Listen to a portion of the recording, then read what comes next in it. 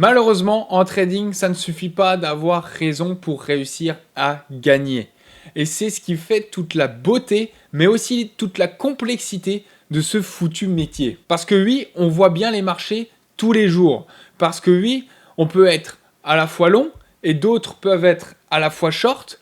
Les deux peuvent avoir raison et les deux peuvent gagner, voire perdre. Pourquoi? Parce que c'est toute une question de timing, mais aussi de gestion. Et c'est là où on va voir aujourd'hui comment ça s'est passé, qui est un cas d'école. Parce que nous sommes sur le Nasdaq en tendance haussière, bien sûr. On a sur les plus hauts historiques, on a un VIX qui casse les plus bas. Je répète constamment que lorsqu'on a une faible volatilité, les marchés ont tendance à partir vers le haut. Du coup, ce que je m'attends, c'est simplement à ce que le marché parte vers le haut, mais en même temps qu'avant qu'il parte, il nous fasse son petit pattern, comme j'ai expliqué dans ma vidéo précédente, qu'on adore, c'est lorsqu'il va venir piéger tout le monde par le bas, tous les longs, pour ensuite repartir à la hausse. Et c'est clairement, encore une fois, ce qu'il nous a fait aujourd'hui. Donc on voit bien, à l'open, j'ai tenté de long. J'ai long ici, je me suis fait stopper, j'ai relong une nouvelle fois ici, il est parti dans mon sens pour ensuite à nouveau me faire stopper. Pourquoi j'ai long? Parce que je joue simplement du momentum et je voulais qu'il aille jusqu'au VWAP. Pourquoi? Parce que le VWAP, on sait tous que le VWAP est une zone où le marché réagit à la perfection. Maintenant, il n'est pas passé, c'est ok.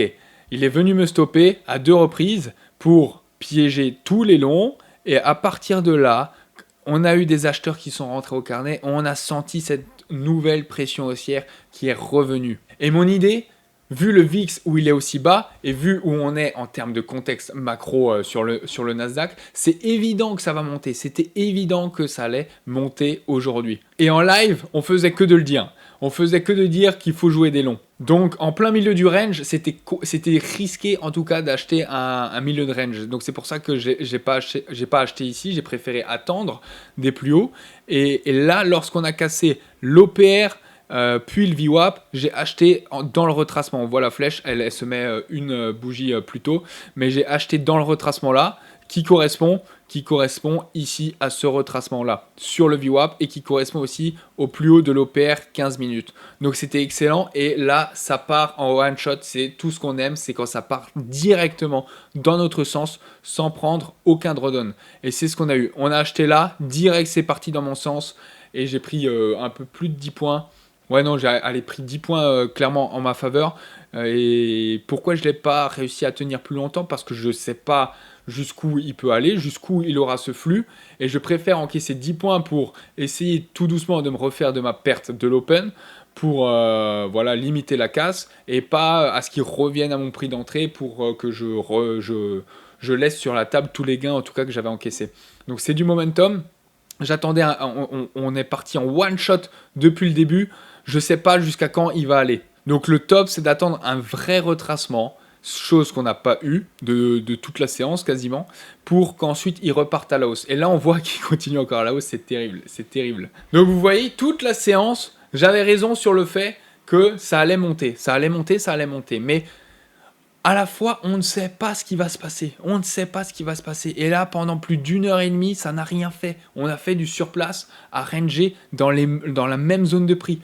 Donc, tu restes bloqué à l'achat dans la même zone de prix si tu es coincé là-dedans et en position. Et encore, tu as intérêt à avoir un bon timing donc en ayant acheté sur les plus bas pour pas te prendre de drawdown. Parce que plus tu restes de temps dans un trade, plus tu acceptes un risque. Le temps en trading, c'est du risque. Donc là, clairement, comme il ne se passait rien, mais qu'en même temps, j'avais un billet acheteur, je préférais en soi ne rien faire pour pas risquer plus mon capital. Parce que j'avais pas une entrée optimale. Et pendant ce temps, on était en live sur YouTube, comme tous les jours. Il y en a qui shortaient. Il y en a qui shortaient les plus hauts. Et ce que je disais, c'est que ils ont aussi raison, ceux qui essayent de shorter les plus hauts. Mais ils ont beaucoup moins de chances en leur faveur, ceux qui tentent de shorter un marché bullish pour réussir à gagner leur trade parce que la price, elle est naturellement haussière lorsqu'on est en tendance daily haussière, lorsqu'on a un VIX qui est sur les plus lots depuis ces 5 derniers mois. On a tout qui fait en sorte que le marché, il va grind à la hausse, qui va faire des mèches comme ça très impulsives à la hausse. Alors que pendant ce temps, les baisses, elles vont être très erratiques. Elles vont être très choppy. Du coup, voilà. Donc, je préfère acheter, mais je préfère acheter à un bon point que shorter. Shorter, clairement, ça rentre même pas dans mes options envisageables. Ça va être que des longs. Idéalement, attendre des longs sur des points bas. Mais même si tu attends des points bas, tu as toujours ce risque que le marché vienne au final faire un swipe par le bas, puis piéger tout le monde pour ensuite réintégrer. Donc c'est pour ça que ma seule entrée possible, c'était si on venait donc aujourd'hui faire un swipe mais rapide, méchant sur les finlines, sur le VWAP ou même alors sur le plus haut de l'OPR qui correspondait au 378 et qu'ensuite on reparte à la hausse. Là, ça aurait été un super timing pour acheter dans ce gros marché bullish. Puis on était en live. J'avais vraiment... Si j'étais pas en live, j'aurais pas pris de dernier trade. Mais comme on était en live et qu'on venait pour la première fois de la séance taper dans un marché directionnel mes finlines 1 minute, je le sais d'avance qu'elles réagissent super bien. Du coup, je me suis permis un dernier trade où j'ai attendu une confirmation, mais vraiment bidon, avec un stop proche. C'était soit il passait, soit je perdais 6-7 points, tu vois. Et finalement, donc j'ai à la cassure, je l'ai acheté, et ça correspond exactement à ici. Je l'ai acheté là, il est parti un peu dans mon sens, puis ensuite, après, il a calé. Il est venu me stopper au plus bas pour qu'ensuite il parte dans mon sens. Évidemment, ça c'est classique, c'est classique. C'était un trade. On a forcé un trade, on a cherché un trade. Je l'avais dit d'avance que j'ai toutes les chances, surtout avec un stop aussi proche, de perdre. Voilà, en tout cas, c'est amplement mérité d'avoir perdu ce trade parce qu'on était dans un range, parce que j'avais mis un stop proche, parce que on a une contraction de la volatilité, donc ça aurait très bien pu exploser contre moi, contre mon sens, pour qu'ensuite ça reparte en ma faveur. Donc voilà, il y avait plein de chances, plein de probabilités que ça pouvait ne pas fonctionner. Évidemment, ça n'a pas fonctionné, mais en plus, voilà, le marché il est bienvenu faire un plus bas juste où j'avais mis mon stop. Voilà, c'est la leçon du jour. Ne pas trader, mais on va dire que c'était pour le show. Du coup, j'étais ok quand même malgré tout avec ça. Bref, tout ça pour dire que lorsque le marché est au-dessus de l'OPR, lorsque le marché est au-dessus du VWAP, lorsque le marché a un VIX très très faible, lorsque le marché est sur ses plus hauts historiques, ne shortez pas, cherchez des longs, attendez un bon prix d'entrée, attendez des confirmations, attendez ce que vous voulez, mais soyez patient, quitte à ne pas trader, quitte à louper la hausse sans vous. Évidemment, je l'ai loupé, évidemment le marché part toujours quand on n'est pas dedans, mais c'est ok, faut faire avec, pas de FOMO. Le marché, tout le monde sait qu'il sera encore là la semaine prochaine, le mois prochain, l'année prochaine, et même après votre mort. Donc, c'est, comme on disait, c'est un marathon et pas un sprint. Ça fait pas de mal d'avoir toujours des petits récaps comme ça, d'où l'idée de cette vidéo. Et pour autant, c'est pas parce que on perd sur des petites journées comme ça ou qu'on loupe les mouvements qu'on n'arrive pas à dégager du PNL. Parce qu'on n'aura jamais le plus bas, on n'aura jamais le plus haut, on n'aura jamais chaque entièreté de mouvement. Et ça, c'est important de le savoir. Il faut être OK avec ça. Et c'est pas le fait de louper tous ces mouvements qui vont faire que vous n'allez pas gagner. Pourquoi ? Parce que regardez, aujourd'hui, j'ai tout vu venir et j'ai perdu. Mais c'est OK. Et c'est pas parce qu'aujourd'hui j'ai perdu que je perds sur le mois. Depuis le 26 juin, je fais des live trading et on a sur le mois-ci que en live tous mes PNL que j'ai notés. En live, sans triche, en montrant mon rythmique PNL chaque jour, tout est vérifiable. Sur 20 comptes financés, je trade un micro pour remonter crescendo mon drawdown que j'ai depuis le début de l'année et j'en ai aucun doute que je vais y arriver. Et comme on dit, c'est les petits ruisseaux qui font les grandes rivières. Et voilà comment je suis en train de rattraper mon drawdown. Et c'est juste la meilleure des manières pour rattraper une perte ou même pour réussir à performer tout en gérant parfaitement son risque, parce qu'on peut se prendre une petite série de pertes ou alors une grande pomme, comme je dis, et donc une grosse perte, et pour autant quand même réussir à performer. Mais si tu as une taille un peu trop importante, crois-moi que dans les grosses pommes, tu vas avoir trop de difficultés à remonter la pente.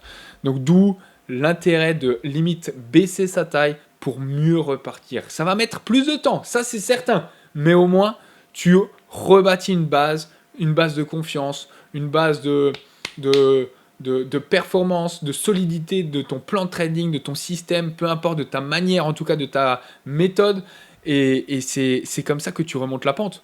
Aussi simple que ça. Et donc là, en juillet, on a grave bien performé. En juin aussi. Depuis que je trade de manière discrétionnaire, je performe tous les mois, c'est simple.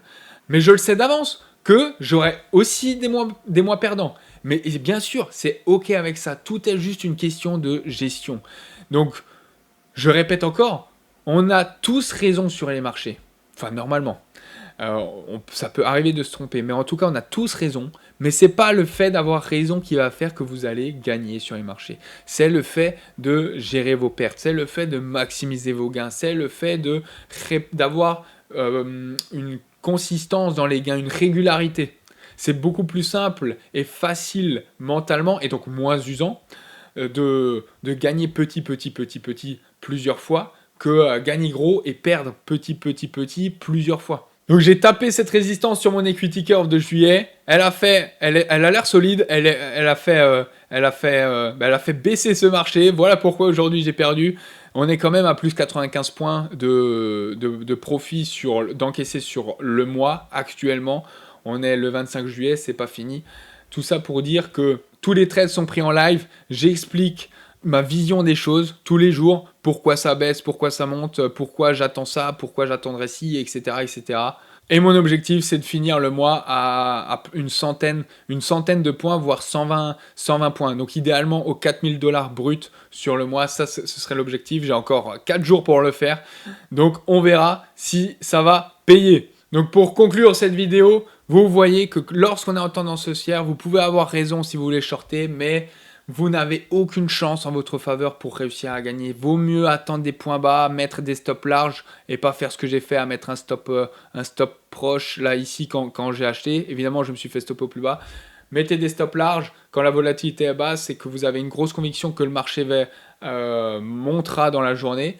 Et adaptez votre taille avec ça. Et puis voilà, une chose qui est sûre, lorsque le VIX casse des plus bas, lorsque le VIX est low, le marché est naturellement haussier. C'était tout pour moi. Si cette vidéo vous a plu, n'hésitez pas à laisser un pouce bleu, à vous abonner et pourquoi pas à venir trader en live avec moi. Je vous cache pas que c'est parfois la folie et que on rigole bien. Et au-delà de rigoler, on arrive aussi à performer. La preuve en est. Et pour ça, pareil, je vous souhaite un très bon training à tous. À très bientôt dans une prochaine vidéo. C'était Florent des Finebrest. Ciao, ciao, ciao! Yo, his name is Florian. He's the NASDAQ hustler. Every day he's grinding, making all them numbers cluster. He's a day trader, living life as a thrill seeker. Analyzing charts, he's the Wall Street sneaker. 9 to 5 ain't his game, it's the stock market flow. Tickers on his mind, watching those numbers grow. Buy low, sell high, that's the name of the game. Florian's in the zone, he ain't playing for fame. Florian's on